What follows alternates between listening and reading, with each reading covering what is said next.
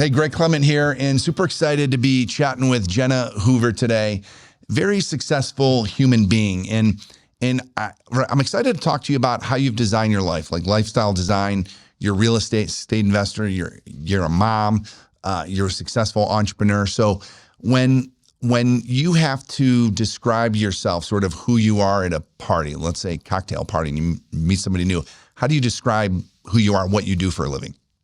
Well, at a cocktail party, that's kind of a cool way to kind of ask that question. But kind of like what you said, I'm number one mom. I have two kids, a 13-year-old daughter and a 5-year-old son, and I'm a real estate investor. I didn't actually start out in real estate. I had a background in the medical field, so I did medical sales for about 7 years, but I just always had such a conviction for real estate. I'd watch the shows on TV and I'd say, let's paint my kitchen cabinets. And then I finally had an opportunity to actually pursue that in 2013. So about 11 years ago, I got into 10 years. Yeah. Actually, it's coming up on my 11-year mark. So I just had my decade last year. And I started out more of a rehabber. That was my niche. And I did a little bit of wholesaling. And then in 2017, I really started focusing on my passive income. So I started collecting rentals, and then about 2 years ago got into Airbnbs. But more recent, I actually had a lot more success with wholesaling. So I've really started shifting my gears and becoming a wholesaler. But I mean, that's just a little bit about what I do career-wise. And did you wholesale early on? Because a lot of investors get their start in wholesaling. Is that, just very did you try that? Okay. Very minimal, just because I didn't really have I think it was more of like not the belief in myself. I was really scared, and I invest in a really small market. So I didn't have a lot of buyers, a lot of cash buyers. So I just focused really always on rehabbing until more recent. And then that's a lot of the things that I do, but that's kind of career-wise. But kind of aside from that, I like to consider myself a bit of an athlete, not necessarily professional, but that's a lot of like my hobbies. I really like outdoors. I like fitness. I like doing a lot of things with my family. So you said you invest in a smaller market. Where exactly is it at? Southwestern Pennsylvania, about an hour south of the Pittsburgh area. So the bottom left corner of the state. And did you grow up there? I did. Okay. And you just decided to invest in your own backyard? I did. It's just the market that I knew, and I was comfortable there, and that's where I stayed. Yeah. I think a lot of investors, especially newer investors, have this concept that they can invest anywhere in the country, virtual investing or using online tools to pick the best market. And that's fine. That's a business model for sure. But there's no substitute for learning how to build a real estate investing business. And I believe it's easiest to do that in your own backyard. And I don't care if you're in a small market, a big market, a middle-sized market like we have here in Northeast Ohio. There are places to live and businesses to operate in all of those markets. So there's always an opportunity to grow your real estate investing portfolio or to find your next flip, your wholesale deal, Airbnb. So then how did you make that evolution from being a rehabber to testing a bunch of the different sort of business models back into wholesaling now? Like, why are you sort of springboarding back into wholesaling? And why don't you explain an average wholesale deal? Yeah. So when I first got into real estate, I had zero experience, because I remember I wrote down on my notes, like, remember to ask somebody what the word escrow meant. Like, that's how I had no experience. And so I got into it, and there was a whole bunch of things that I wanted to do. Like, I knew I wanted rentals. I knew I needed to wholesale. I knew I definitely wanted to be a rehabber. Airbnb really wasn't even a conversation back then. Right. But I knew that there were certain models that I wanted to do, but I really couldn't learn everything all at one time. So I had to learn a lot of one thing and then get efficient with it and then move to the next thing. Because I was just even thinking to myself, like, it was like a week or so ago, I was like, man, if I were to be 11 years ago, like, imagine if I were to sit and try to consume to be a good wholesaler or a rehabber or Airbnb or rentals or I'm also a licensed agent. So there's a lot of different things that I wanted to accomplish. I just had to take them in bite-sized pieces because I started out by myself in the business.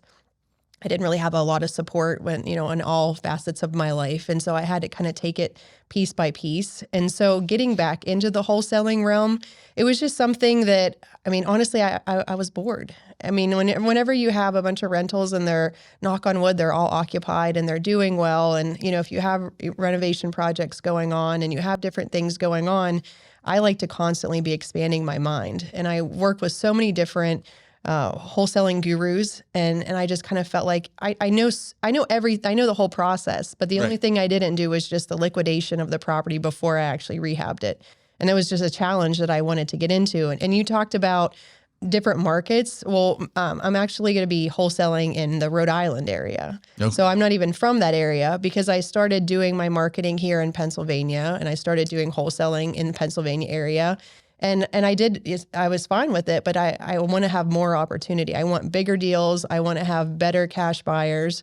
And I have a really good investor friend that's in that area. And she's like, it's like a 3-ring circus up here. There's no good wholesalers. Nobody's bringing deals. Nobody does marketing. Everybody's too lazy. And I said, that's exactly my favorite part of the real estate transaction. I love the marketing part. I love the interaction with the different sellers and hearing their story and getting a deal under contract and just really getting to know them, building the rapport and the credibility. And that's the part I love. And that's the part she hates. Yeah. So that's where you have a really good match. And if you know how to do something, it's like what you've always said, you can pick it up and you can take it anywhere. It's almost like a suitcase. Right. And so I met with her and we researched her area and I sat down with her and I'm like, all right, give me all your hot markets. And she's like, I want this area, but not that area. And I want this area, not, so I wrote down everything and then I started researching her area, figuring out price points and understanding her market and see what sales are and average days on market. And that's the stuff that you have to do. A lot of people don't do that kind of stuff. They just jump in and I guess it's good if you just jump in and wing it. But then I, did some marketing. So now it's going to be, full throttle. So how are you setting up? So you're living in PA, but exactly how are you doing it? Like when you say you're operating in another market, how are you operating in another market? So you met with her, you identified, what we call the sweet spots, right? Which are areas probably that people are moving into. Real estate investors want to invest in areas that people are moving into and not out of. Yeah, yes, you can make some money in areas that people are moving out of, but typically in any metropolitan market, any metropolitan area across the country, if you can identify the areas that people are moving into so the population is increasing either a little bit or a lot, that's going to be where you want to live. So she gave you those areas. Then what's the next step? Exactly how are you doing it? How are you setting it up? How are you finding the leads? How are you marketing? How are they calling you? Are you calling them? So go into that a little bit deeper for a second. And so whenever I noticed when I was more of a rehabber, it seemed like I was kind of like passive with my marketing. Knock on wood, I had a lot of opportunity with people referring properties to me and I'd put some signs up and people would call, but it was like fish in a barrel in my area. I didn't have to work for it. And then when the transition, everything happened with COVID, when you asked about, getting into this or getting into that, I noticed rehabbing really wasn't my niche whenever it was COVID time. So I kind of adjusted my sales. I focused more on my Airbnb, my rentals and things like that. But when it came to that, I had to figure out what my plans were, what my goals were. And so working with her, I have to figure out who's doing what, how am I going to do these different components of it. And so whenever it came to wholesaling, I had to figure out the different components, which, I figured it out. I went through a couple transactions, the whole process. And then I said, all right, I can duplicate this. So how'd you find those leads though? Those leads? Yeah. How are you finding leads up in Rhode Island? I did more things. Like I did some direct mail. I did some, social media marketing, all those kind of things. However, I didn't really ever have to do a lot of cold calling. And that was kind of a part, I didn't realize how I was kind of scared to do that. Right. And I don't know if it was, I didn't do it because most people are. I don't know if I didn't do it because I was scared or just, I didn't have to do it. And so now what I do whenever it comes to wholesaling is I kind of run things simultaneous. So I'll do direct mail and then I'll do skip tracing and then I'll call them. Because whenever you do direct mail, it's like balls in your court. Like, call me back, please. Right. Like, sitting here waiting for you. Right. But first off, I don't want to sit for a whole week until they get their letter or their postcard. But also, I just don't want it to be in somebody else's plate. I want to be the action taker. So what I'll do is I'll do direct mail. And then I team it up with calling them. And I don't know how many people that I'd call, they'd say, oh, I just got your postcard. Or, and it gives you something to kind of like anchor back to, like, I sent you this. Did you get this? So it kind of gives you something. That right there is an excellent idea that I don't think enough investors do. So when you build a list, and we talked a few weeks ago, so you're using AI, the sellability scores inside of lead flow, and you're building a list in a market, whether it's your local market or like we were talking up in Rhode Island, and you send direct mail, right, through the system, which automates that process. And then just having the courage or ability to pick up the phone and call. And how does that conversation go?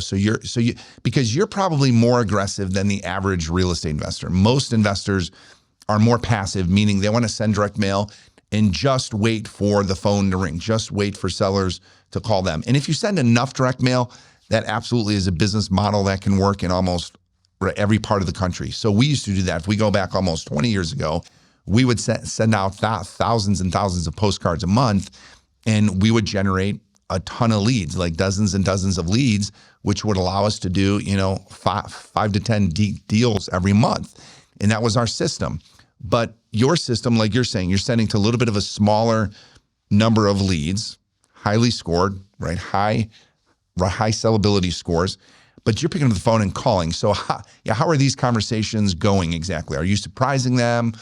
So are most people rude? Are some people jumping at the chance to chat with you? Like, just talk about that for a minute. Well, I think it's going to come down to the list that you target. So I'm going to target a couple of different lists. I almost like to call them like my recipes. Okay. It's like I have this recipe, that one, and that one. I have a couple of niches that I really hit hard on. If you were to ask me maybe 2 years ago or 5 years ago, who do I target? It would be something different. And I noticed that. And that's where you have to test and track things. Mm-hmm. And so people that I would market to in the past, they weren't answering as often. They weren't responding to my direct mail. It wasn't anything with the direct mail.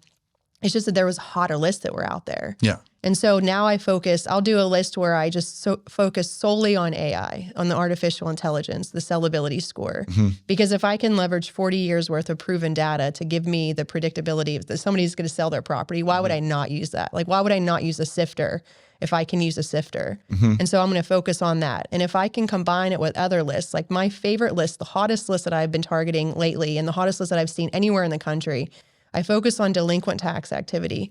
I combine it, if I can, with vacancy, because it's going to come down to how big of a list do you want? Do you want 100 people or do you want 800? Mm-hmm. So obviously, the more you can stack it, the smaller your list is going to be. But if I can add vacancy, great. But what I usually do is I focus on delinquent tax activity. Then I focus on out-of-state absentee owners. I want them to be out of state. And if I can then sprinkle in, if I can put vacancy on top of that, that's the hottest list that I've ever had. I'll focus solely on individuals. Sometimes if I want a bigger list, I may put in businesses or trusts, but I'm going to always put in individuals. And then the type of property, I want single family. So from that, if you can imagine the person, imagine the seller, get out a crystal ball. They're the type of person that, they're sitting there, they're behind on their taxes. Especially if we were to focus on Rhode Island or here in Ohio, it's cold in the wintertime. Pipes are breaking, utilities are all-time high. So if you can have somebody that they have a property that's sitting there vacant, they don't live in it, nobody does. And in fact, they don't even live in the same state and they're behind on taxes. Like, that's not a type of person where I have to call them and beg them to sell. They're like, please, thank God that you called. I mean, that's the type of person that you want to focus on. Or if you focus solely on pre-foreclosures or foreclosure properties, or if you focus on even like free and clear properties, like they're not going to be the most motivated, but I want people that are really, really motivated. And when I call them, I just say, hi, this is Jenna. You may not know me. You may not know me, but I buy houses in the area. And I see that you have a property on 123 Main Street. And I know this is probably the crazy phone call, the craziest call you've got today, but do you have any interest in selling?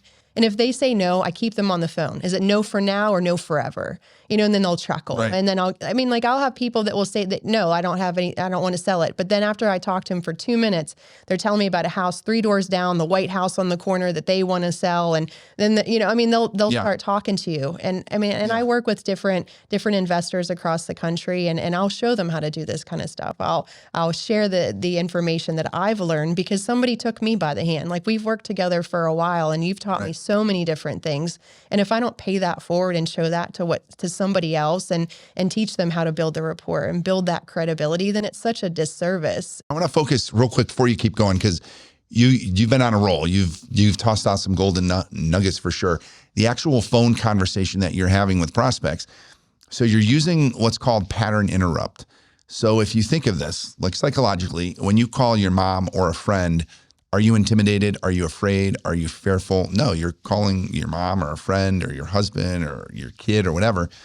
When you call someone that you don't know, for most of us, we instantly think we don't want to bother them. We think we put ourselves in the shoes of being a telemarketer. So if you can remove that hat for a second, because what's going to happen if you pick up the phone and make the call thinking you're gonna interrupt them, then you're gonna sound robotic. You're gonna sound like a telemarketer, and I can tell instantly when a telemarketer calls me up. Like I can tell instantaneously. However, if I called you up and I didn't know you, you're not trying to sell them anything. As a matter of fact, you're trying to buy something from them. So it's a completely different mindset here.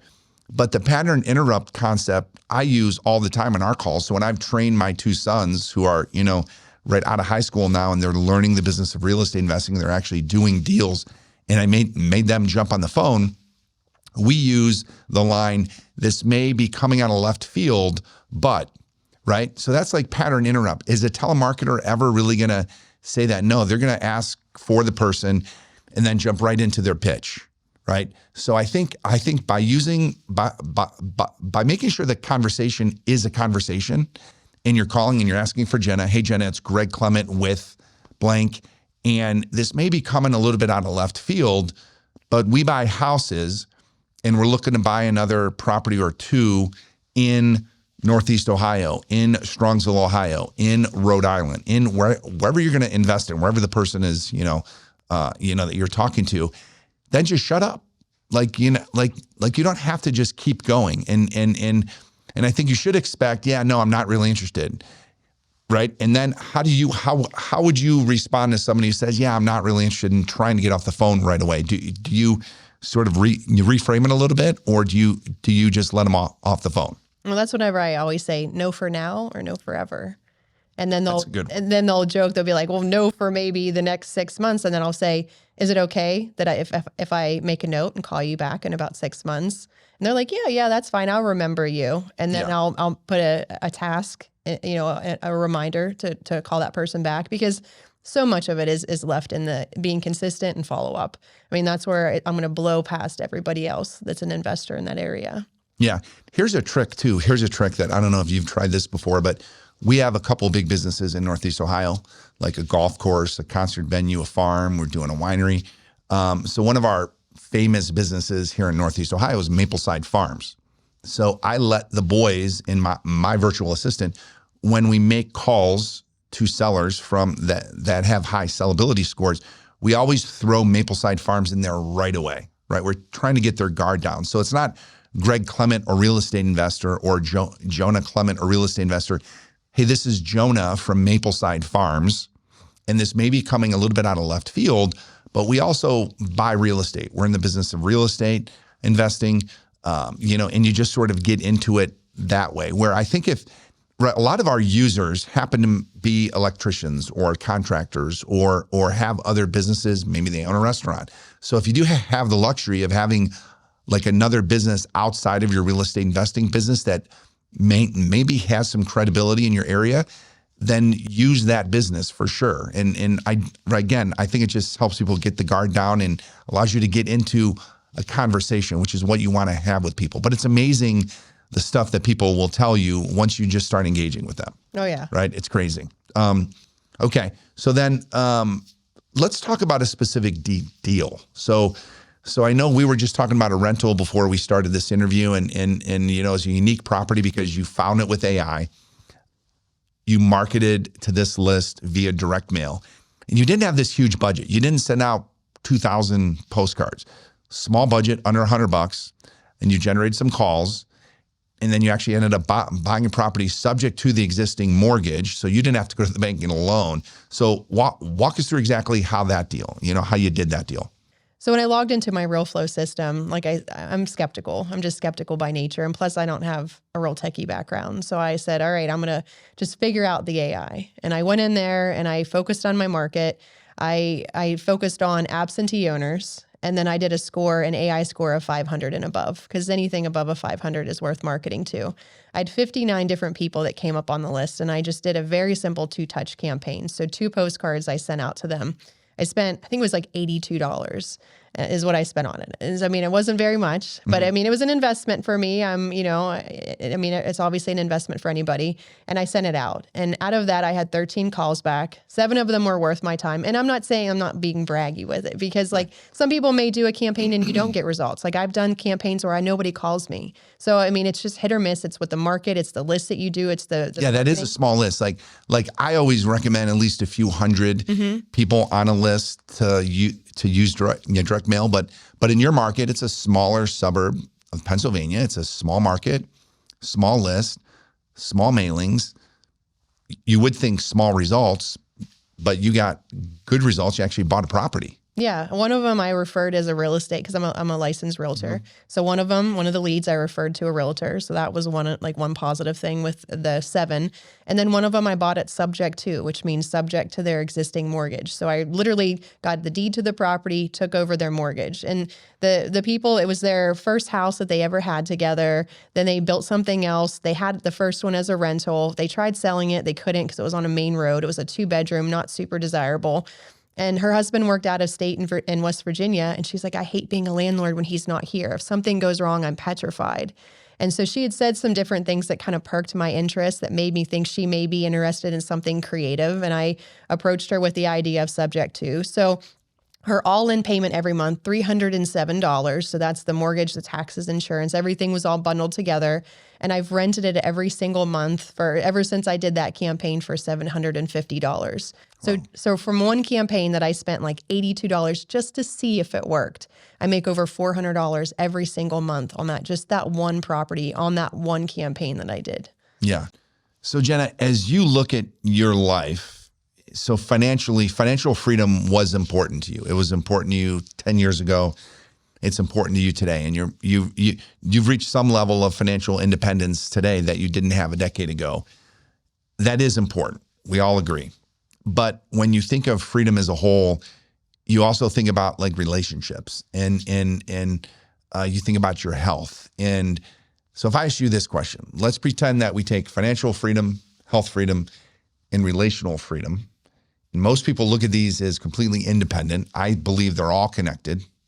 And I believe if you do it right, if you design your life properly, you can have freedom in all three of these areas. Is there any one of these areas? Because a lot of entrepreneurs really focus on financial freedom to the detriment of their health and to their relationships. So if you had, let's say the goal is using a 1 to 10 scale, okay, where 10 is you're rich beyond belief in any of these areas. You're healthy beyond belief. You have the best relationships in the world, and you have all the money you know what to do with in the world. Okay. But you don't have 30 units to fill up this bucket. Like you only have, let's say 15. So you could be a 5, 5 and a 5, or you could be an 8, 2 and a 5. Like how would you design the perfect life? How important are these individual components? Finances, relationships, and health. Like how do you prioritize? Ideally, health has to be one of the top. Yeah. Finances. I'd rather be alive and healthy and broke than have all the money and be miserable and sick and have nobody to share it with. I look at them, it's almost like they're kind of like vehicles. Like real estate can be a vehicle to get you where you want to go. My body is a vehicle that's going to get me to where I need to be. And however well you take care of your vehicle, if you run it with, when the gas is empty all the time and you don't get your oil changed and, it has salt all over it from the winter time, your vehicle is going to perform to that capacity. You never get your belts changed. You never do those type of things. And honestly, I didn't really prioritize my health in the beginning. Like I had to focus. When I got into real estate, I was a single mom. My daughter was 2. So, my relationship with her was incredibly important.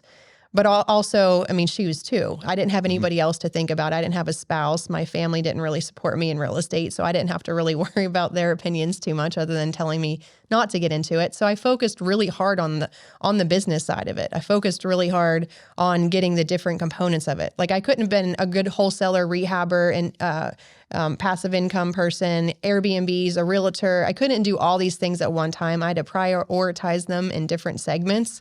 And then once you get that in order, now I feel like I have the time and the flexibility to focus on the things.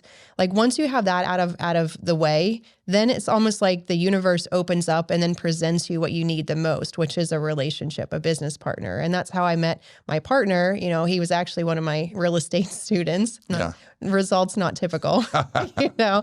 And so, you know, and obviously we've been together for years and years. We have a child together. And then that was one of the most important things.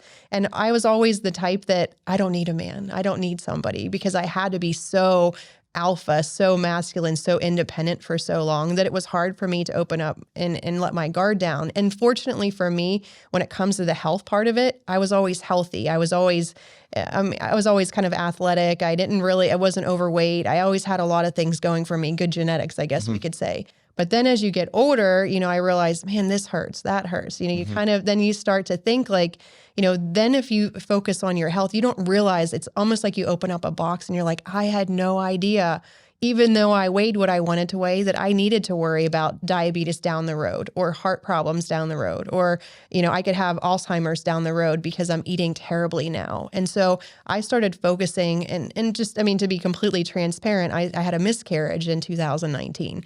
And I don't think that I was in super great health. I was still a little overweight from my son.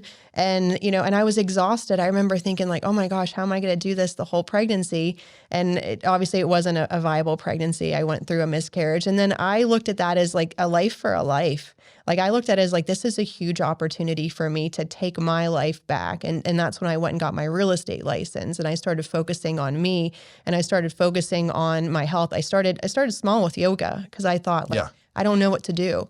And I just started stretching. And then I started going to the other classes. And then I got into CrossFit. And then I got into running. And now I'm actually starting a half marathon training. And wow, I never, that's awesome. I never thought, like, I would be like, I'd walk up the stairs and I'd get winded. Yeah. And to think that running over 13 miles, like, I don't know how I'm going to do it, but I know I'm going to be able to do it because I'm training for 15 weeks for the next 15 weeks. Yeah. I'm in my second week of it. It's just my prep weeks. And then I start my 13-week training. So it's so important. And you don't realize how much energy you generate by doing the things. Like people, they're exhausted all the time and they don't have the energy to do the things. And it's so hard. And when you're in that moment to say, if I just worked out, I would get the energy. But it's like, well, I don't have the energy to work out. But you just have to so where do you get it from? I have to push it. Like, here, let me ask you this question. Because I used to think it was my life's mission to help people achieve financial freedom through Real Flow and Lead Flow and our coaching companies. Like, how can people be financially free through real estate investing? Now, as I look back over the past decade, especially, so many people who've achieved a lot of financial success have little to no success in the other key areas of their life. So yes, there's a science to financial freedom, to building a business, to growing a portfolio. There's science behind better relationships, or science behind, incredible health. But I think there's an art to putting this all together, to actually living an incredible life. And that's the beauty. And that's sort of what our mission is today, is to start talking to everyone that's important to us about how to balance that financial freedom with health, with relationships. So I'm gonna put you on the spot here for a second. When we look at health, when you think of health, everything that most of what you just mentioned is physical health, right? Your biomarkers and your weight and your energy and the physical health, your diet, your exercise, your sleep can absolutely impact. Those are the big three when it comes to physical health. Let's back up and look at health as a core, because mental health sits at the core of just improving your health or having great health. And that's what we want, right? A lot of mentally healthy, mentally strong people are also physically healthy, okay? But it's absolutely possible to be physically healthy and not that mentally strong. You can be very mentally weak, Definitely. Okay? So that's why I say it's mental health first. And then there's this connector that sits in between mental and physical health, and that's our environmental health. How do we optimize our environments? And like could be something as simple as your bed. Is your mattress good? So many people complain about the lack of good sleep that they get, but they won't spend $300, $400, $500 on a new mattress from Amazon. And you can find a good mattress for that cheap. Yeah, you can spend $3,000, $4,000, but the point is you need to optimize and almost be a life scientist a little bit, figure out what works for you. That's exactly what you did as a real estate investor. you for the past 10 years, you've been experimenting with all the different business models. So let's talk about mental health. And let's talk about you in the past, your life as an entrepreneur. Would you say that your mental health has always been great, or has it ebbed and flowed? And are you do you have a very specific morning routine that you stick to religiously right now? So that's a two-part question. Yeah, I would say my mental health was pretty sketchy, in the past, just because just of my age, and not using it as an excuse.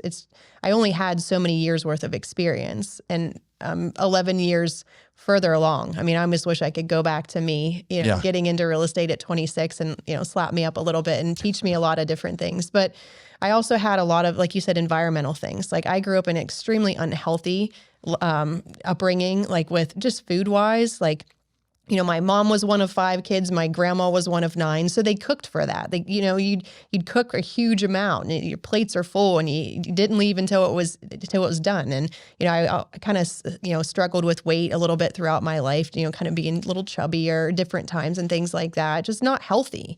And so, I mean, there's a lot of negativity in my upbringing and things like that. And I didn't really. I had a divorce and things like that. So a lot of things really just mentally kind of beat me down throughout my life. And I got into real estate. It was the first thing that I thought, I'm actually good at this. I feel like it was like my native language that I never knew I knew how to speak. And there was a lot of things that really hit me hard. I had people taking advantage of me, and I had contractor issues and things like that. Everybody has that kind of stuff. But I let it define me. And I think the problem was that I let too many people write my goal sheet for me. Mm-hmm. I let too many people drive for me and figure out, it's like, if I don't have a goal, if I don't have a plan, then everybody else is going to make my goals and plans for me. And I didn't stop that. And so I would be heading down different directions until I would get to the point where it was like red flag, red lights, emergency stop. And then I would derail from that and get myself back on track. But then it's a lot of uphill battle at that point. And so I really started focusing on, what are my goals? I had to be like a golden retriever when you throw a tennis ball. I had to look only what I'm looking at, and everything else has to fall to the side other than the most important things in my life, people and my priorities. And so I had to look at it like that. And so when I look at my goals, I know exactly where I'm going. I don't know how long it's going to necessarily take me. I mean, I have a pretty decent idea of where I want to go, but I have to be able to be super disciplined with that. And as far as a morning routine, definitely. And so what I had to do is I had to put myself through almost boot camp. I basically took myself, and I was lazy, I was all these different things. And so I started reading and researching, and I found a program for 75 days. And so with that, it was working out twice a day, a gallon of water, no alcohol, all these different components I had to read, and I never read. I mean, I know how to, obviously, but I just was lazy. And I had to figure out, how do I shape my life? And so that was like drill sergeant. And I did it, and I passed it, and I had success. But I didn't really know how to eat well. I just basically knew what to take out, but I didn't know what to put in. And so again, if you're fueling your body, I mean, you have to change your mindset from food to fuel. And it has to be like that. Do you want to put in cakes and cookies and alcohol? No, that's not good fuel for your body.